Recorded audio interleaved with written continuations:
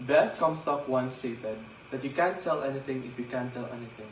I completely agree with this. It is very much applicable in business. Why? Because when managing any form of business, one must have the guts to communicate to consumers of their product. This communication is necessary to not only convince buyers but to satisfy them as well. As the end goal of business should always be customer satisfaction. Marketing is a skill that is essential for those taking up the ABM strand. It is defined as the study and management of exchange relationships. It is the business process of creating relationships and satisfying customers. With its focus on the customer, marketing is one of the premier components of business management. As an ABM student, one should be informed that business is run through selling the products or service through the exchange of ideas. This involves oral communication. Maya Angelou once said, "We've learned that people will forget what we said, people will forget what we did, but people will never forget what we made them feel." A good businessman knows that he needs to deal with his customers, offering a plan for them. One must feel as if they can trust you, that they are important and their concerns are your priority. Planning is a skill that can be developed in marketing, and through marketing, everything in business will flow as it should, smoothly and effectively. If one wants to become a businessman or an entrepreneur in the future, he or she must establish a connection and bond with his or her customers. This connection can only be attained if we have a skill in marketing. Marketing should be the primary focus of ABM students. As popularly said, it takes two to tango. Marketing and accounting business management are dependent variables that cannot stand if one is missing. Moreover, there are no limits on who can become a great entrepreneur. You don't necessarily need a college degree or a bunch of money in the bank or even business experience to start something that could become the next big success. However, what you do need is a strong plan and the drive to see through it, and this is what we call marketing. As technology continues to develop nowadays, more video games are being produced.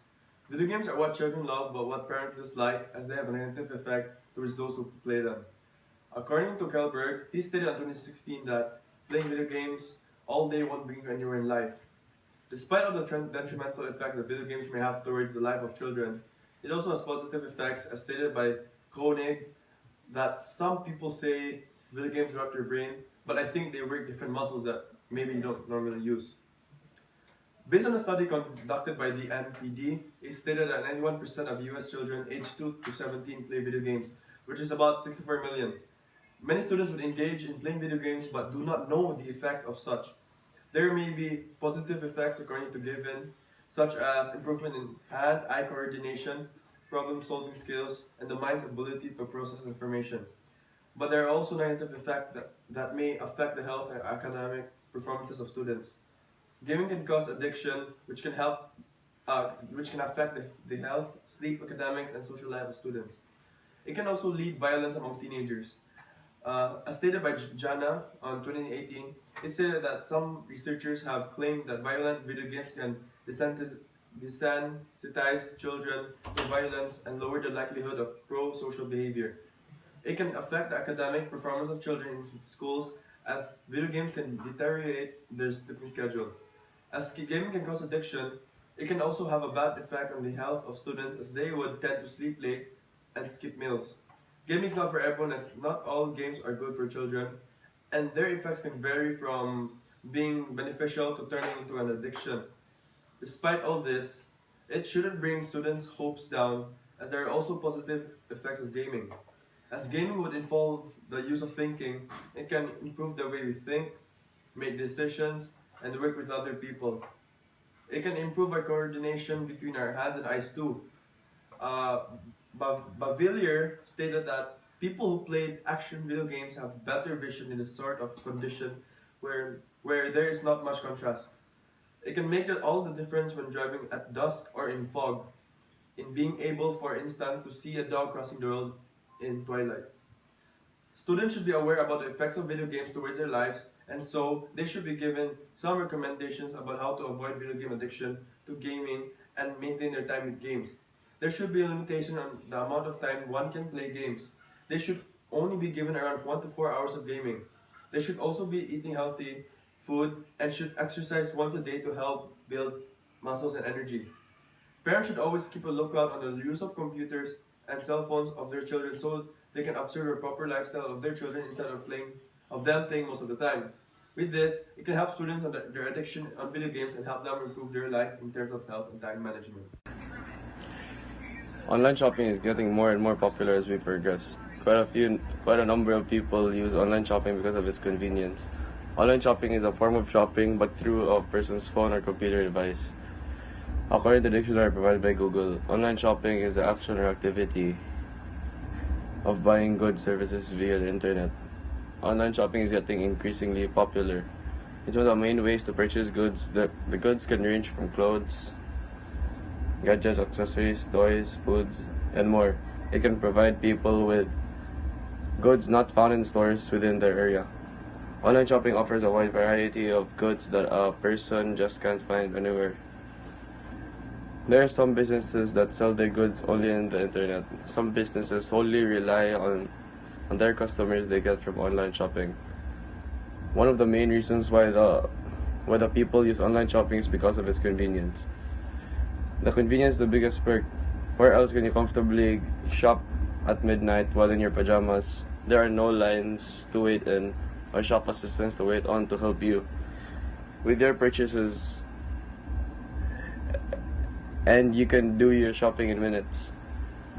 Online shopping gives us the opportunity to buy informational products like ebook, which are available to you instantly as soon as the payment goes through. Downloadable items purchased online eliminate the need for any kind of material good, as well as which helps the environment. The convenience of online shopping is the biggest pro of online shopping. It can help you save way more time compared to going to physical stores and gets rid of the hassle. Imagine how much time you will have to spend in traffic going to the store and then coming back to your house.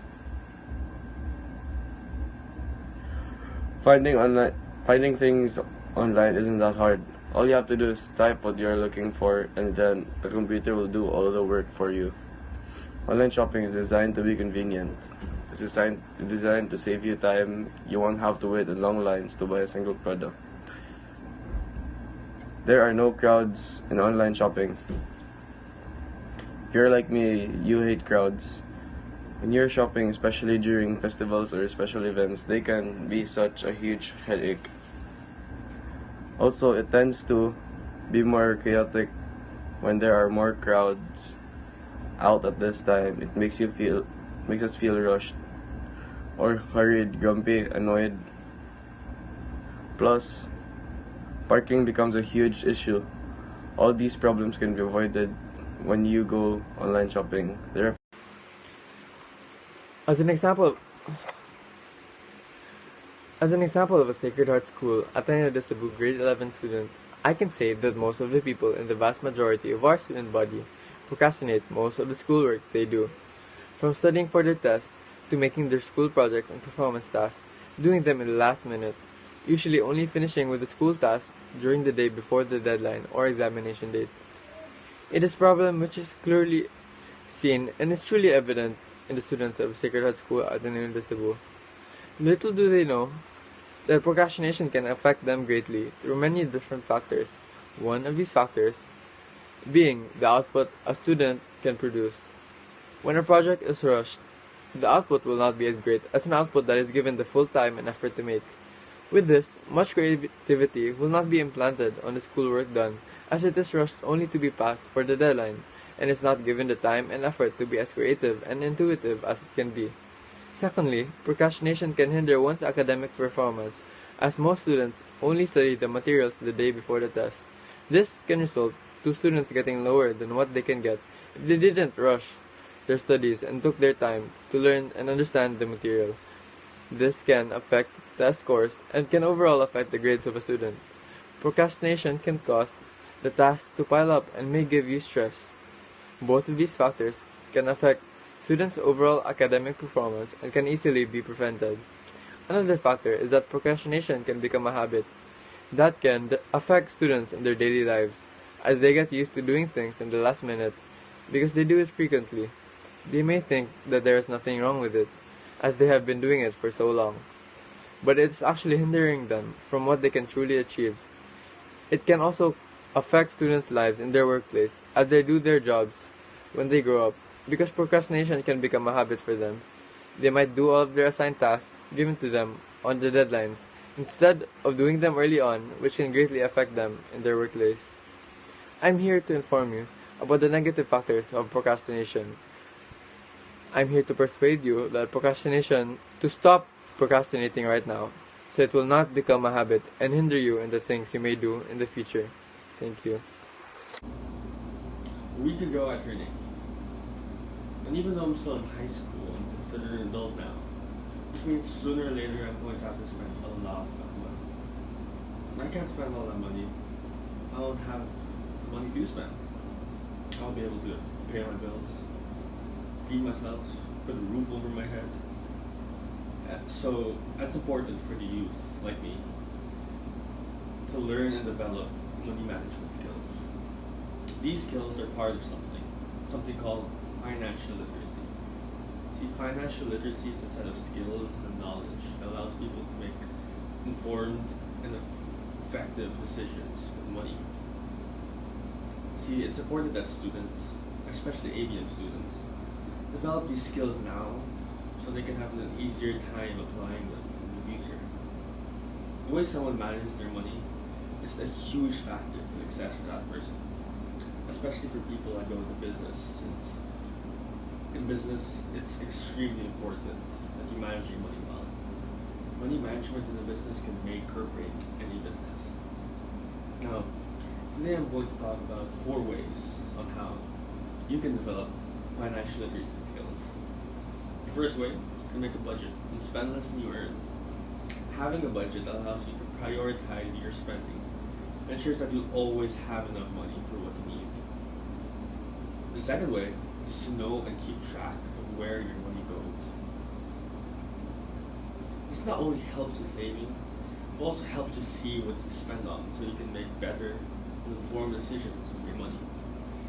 If you see you're spending too much on something not really necessary, then cut down on its expenses and focus on the things that matter to you the most, like food, shelter. Third, make money. Try your best to make money even as early as now. You don't have to become a millionaire right now, but it's important that you know that every cent counts.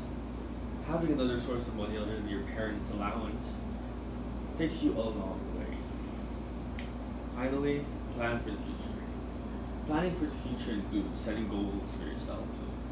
This gives you motivation to develop and apply all these skills. Whether it's to save up for clothes, some new shoes, or long-term goals like starting a business. It's good to have goals when developing financial literacy skills.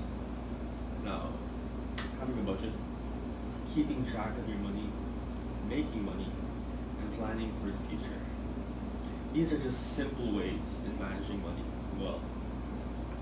These skills don't seem much, but once developed and applied, they can take you a long way. It's important that the youth today learn how to become financially literate so they can have good money habits that will undoubtedly help them in the future. Now, money is super important. Managing money is even more important. So develop these skills, and sooner or later, success will follow.